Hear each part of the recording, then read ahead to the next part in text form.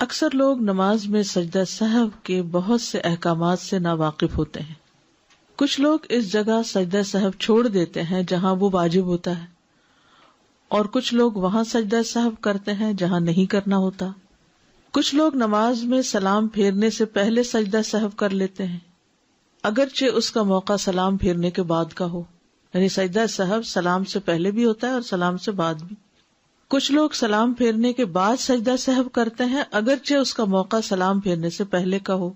اسی لیے سجدہ سہو کے احکام کا علم حاصل کرنا بہت اہم ہے، کیونکہ اگر سجدہ سہو درست طریقے پر نہ ہو تو پھر نماز میں کمی رہ جاتی ہے. سجدہ سہو سے مراد کیا ہے؟ نمازی کے کیے جانے والے ان 2 سجدوں کو سجدہ سہو کہا جاتا ہے جو وہ اس کمی کو پورا کرنے کے لیے کرتا ہے جو نماز میں بھولنے کی وجہ سے واقع ہوتی ہے. یعنی جب ہم نماز میں بھولتے ہیں اور کچھ گڑبڑ کر جاتے ہیں، کوئی کمی کر جاتے ہیں، شک میں پڑ جاتے ہیں، تو اس شک کو دور کرنے کے لیے یہ سجدہ کیا جاتا ہے. سجدہ سہو کو مرغمتین بھی کہا جاتا ہے. مرغمتین، رغم انفہ کا مطلب ہے اس کی ناک خاک آلود ہو، تو مرغم کا مطلب ہوا ناک خاک آلود کرنے والا. کس کی؟ شیطان کی، کیونکہ شیطان نے انسان کو آ کر شک میں ڈالا تھا. یعنی شیطان انسان کی نماز میں خلل ڈالتا ہے، شک ڈالتا ہے، تو اس کے اس شک اور خلل کو دور کر کے نماز میں اطمینان حاصل کرنے کے لیے یہ سجدہ کیا جاتا ہے، شیطان کو ذلیل کرنے کے لیے.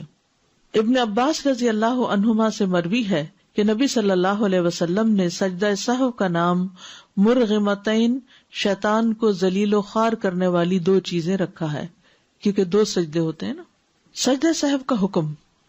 معاویہ بن ابی سفیان رضی اللہ عنہ سے مروی ہے کہ انہوں نے رسول اللہ صلی اللہ علیہ وسلم کو یہ فرماتے ہوئے سنا ہے کہ جو شخص اپنی نماز میں کچھ بھول جائے تو وہ بیٹھ کر سہو کے 2 سجدے کرے. یعنی اس کا حکم دیا گیا ہے، اور یہ مسند احمد کی روایت ہے. ہر سہو کے لیے سجدہ ہے، یعنی جو بھی بھولے آپ نماز کے اندر اس میں سجدہ ہے. ثوبان رضی اللہ عنہ سے مروی ہے کہ وہ نبی صلی اللہ علیہ وسلم سے روایت کرتے ہیں کہ آپ صلی اللہ علیہ وسلم نے فرمایا، ہر طرح کے سہو کے لیے سلام پھیرنے کے بعد 2 ہی سجدے ہیں. یعنی اگر 3 دفعہ بھولے ہیں ایک نماز میں تو آخر میں بس 2 ہی سجدے کرنے ہوں گے. آپ کو شک پڑ گیا رکعت میں، پھر آپ کو شک پڑ گیا اس چیز میں کہ آپ نے پتہ نہیں 2 سجدے کیے کہ 3 کیے ہیں، تو ایسی صورت میں پھر 2 سجدے ہی آخر کے کافی ہیں. یہ اس بات کی دلیل ہے کہ سجدہ سہو کمی کو پورا کرنے کے لیے کیا جاتا ہے.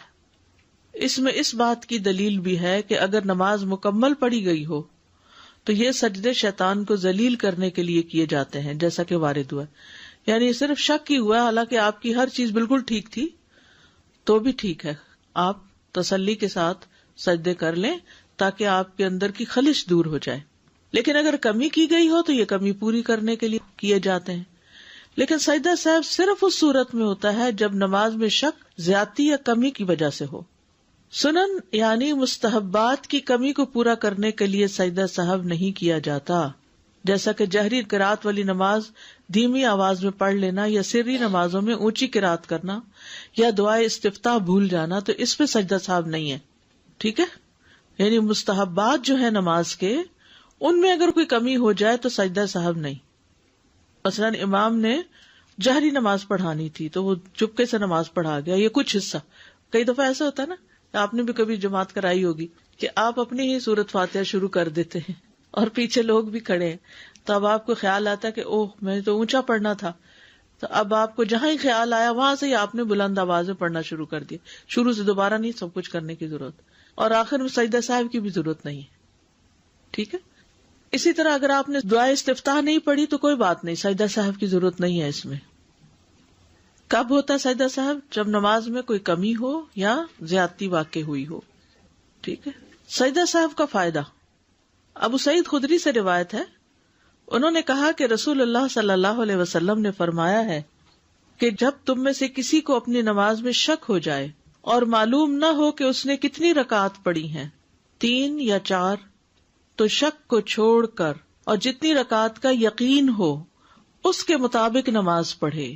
پھر سلام پھیرنے سے پہلے 2 سجدے کرے، اور اگر اس نے 5 رکعت پڑھ لی ہو تو ان 2 سجدوں کے ساتھ اس کی نماز جفت ہو جائے گی، یعنی 6 ہو جائیں گی، اور اگر پوری 4 پڑھی ہو تو یہ 2 سجدے شیطان کے لیے ذلت کا سبب بن جائیں گے۔ اب آپ دیکھیے، یہ صحیح مسلم کی اس روایت کے مطابق 3 سچویشنز ہیں، بتائیے کون کون سی۔ نمبر 1، نماز میں شک ہو جائے اور یہ یاد نہ رہے کہ کتنی رکعتیں پڑھی ہیں، 3 پڑھی ہیں یا 4 پڑھی ہیں، تو یقینی بات کیا ہے اور شک والی کیا ہے؟ 3 یقینی ہے اور چوتھی میں شک ہے، کیا کریں گے؟ 1 رکعت اور پڑھ کر بعد میں سجدہ سہو کر لیں گے۔ دوسری صورت، اگر 5 رکعتیں پڑھ لی تو پھر 2 سجدے سلام کے بعد کرنے ہوں گے۔ زیادتی کی صورت میں سلام کے بعد سجدہ کرتے ہیں، ٹھیک ہے؟ اس سے کیا ہوگا؟ وہ 5 کی بجائے 6 ہو جائیں گے، یعنی 2 سجدوں کی وجہ سے وہ جفت ہو جائے گے سجدے۔ اور اگر پوری 4 رکعتیں پڑھی ہوں اور ایسے ہی دل میں شک ہو، یعنی یہ یقین ہو کہ 4 ہی پڑھی ہیں لیکن پھر بھی تھوڑا بہت وہ رہ جائے، تو پھر کیا کریں؟ 2 سجدے کر لیں اور پھر سلام پھیر دیں، کیونکہ سجدہ صاحب ہوتا ہی بھول پر یا شک پر ہے، ٹھیک ہے؟ تو چاہے زیادتی ہو، چاہے کمی ہو، چاہے پوری ٹھیک نماز پڑھی اور پھر آپ سجدہ صاحب کر رہے ہوں تو وہ بھی شیطان کے لیے ذلت کا باعث ہوگا۔ ابو ہریرہ رضی اللہ عنہ سے مروی ہے کہ رسول اللہ صلی اللہ علیہ وسلم نے انہیں نماز پڑھائی، نماز کے دوران آپ کو سہو ہو گیا، پس آپ نے سلام پھیرنے کے بعد 2 سجدے کیے، پھر سلام پھیرا۔ سہو کے بغیر نماز پڑھنے کا اجر، یعنی اگر کوئی نماز میں بھولتا نہیں اور اپنی نماز بالکل درست پڑھتا ہے تو اس کا کیا اجر ہے؟ زید بن خالد جوہنی سے مروی ہے، کہتے ہیں کہ رسول اللہ صلی اللہ علیہ وسلم نے فرمایا، جو شخص 2 رکعتیں اس طرح پڑھے کہ ان میں کچھ بھی نہ بھولے تو اللہ تعالیٰ اس کے گزشتہ سارے گناہ معاف کر دیتا ہے، اس کے پچھلے سارے گناہ معاف ہو جائیں گے۔ اس لیے ممکن حد تک اپنے آپ کو سہو سے بچانا چاہیے، یعنی نماز میں اتنی توجہ رکھنی چاہیے کہ انسان کچھ بھی نہ بھولے۔ عثمان بن عفان رضی اللہ عنہ سے مروی ہے، کہتے ہیں کہ ایک آدمی نبی صلی اللہ علیہ وسلم کی خدمت میں حاضر ہوا اور کہنے لگا، یا رسول اللہ، میں نماز پڑھ رہا تھا، مجھے پتہ نہیں چل سکا کہ میں نے جفت عدد میں رکعتیں پڑھی، یعنی ایون نمبر میں پڑھی ہیں یا طاق عدد میں، یعنی 3 پڑھی ہیں یا 4 پڑھی ہیں، سمجھ میں نہیں آ رہا۔ تو رسول اللہ صلی اللہ علیہ وسلم نے فرمایا، اپنے آپ کو اس بات سے بچاؤ کہ تمہاری نماز میں شیطان تم سے کھیلنے لگے۔ تم میں سے کوئی شخص نماز پڑھ رہا ہو اور اسے جفت اور طاق کا یعنی ایون آڈ کا پتہ نہ چلے رکعتوں کی تعداد میں، تو اسے 2 سجدے کر لینے چاہیے کہ ان دونوں سے اس کی نماز مکمل ہو جاتی ہے۔ یہاں تک بات سمجھ میں آ گئی؟ اول تو یہ کہ انسان پوری توجہ سے نماز پڑھے کہ بھولے نہ، لیکن پھر بھی شیطان اچھے بھلے انسان کو بھلوا دیتا ہے، اور وقت کے ساتھ ساتھ جب عمر زیادہ ہو جاتی ہے تو حافظہ ذرا کمزور ہوتا ہے، تو اس وقت یہ اٹیک اور بھی زیادہ ہونے لگتے ہیں، تو انسان پھر پریشان ہی رہتا ہے کہ نماز پڑھی ہے کہ نہیں پڑھی، پتہ نہیں قبول ہوئی ہے کہ نہیں ہوئی۔ تو اس طرح کی پریشانیوں سے بچنے کے لیے ہمارے دین نے ہمارے لیے بڑی سہولت پیدا کی اور ہمیں ان سجدوں کا حکم دے کر نماز کے اندر اطمینان پیدا کر دیا، ٹھیک ہے؟ تو اب اس کا حکم بھی ہے اور اس کے ساتھ ساتھ نبی صلی اللہ علیہ وسلم کا طرز عمل بھی ہے، یعنی آپ کا قول بھی ہے اور آپ کا فعل بھی ہے۔ سہو ہوتا ہے، سہو نہیں ہوتا، سب لوگ اپنا تلفظ بھی درست کر لیں۔ سہو جیسے لغو، ٹھیک ہے، کرب، نفس، سہو۔ سجدہ سہو کے اسباب، اس کے 3 اسباب ہیں۔ نمبر 1، نماز میں کسی عمل کا زیادہ ہو جانا، کسی عمل کا زیادہ ہو جانا۔ آپ کو شک پڑ گیا کہ آپ نے 2 کی بجائے 3 سجدے کر دیے۔ کمی ہو جانا، 2 کی بجائے 1 سجدہ کرنا۔ نماز میں شک پیدا ہو جانا کہ پتہ نہیں سجدہ کیا بھی ہے کہ نہیں، مثلا یا سورۃ فاتحہ پڑھی بھی ہے کہ نہیں، حالانکہ پڑھی ہوتی ہے لیکن شک ہوتا ہے۔ نمبر 1، نماز میں کسی عمل کا زیادہ ہو جانا، بھول کر نماز کے کسی رکن کو زیادہ پڑھ لینے پر سجدہ سہو۔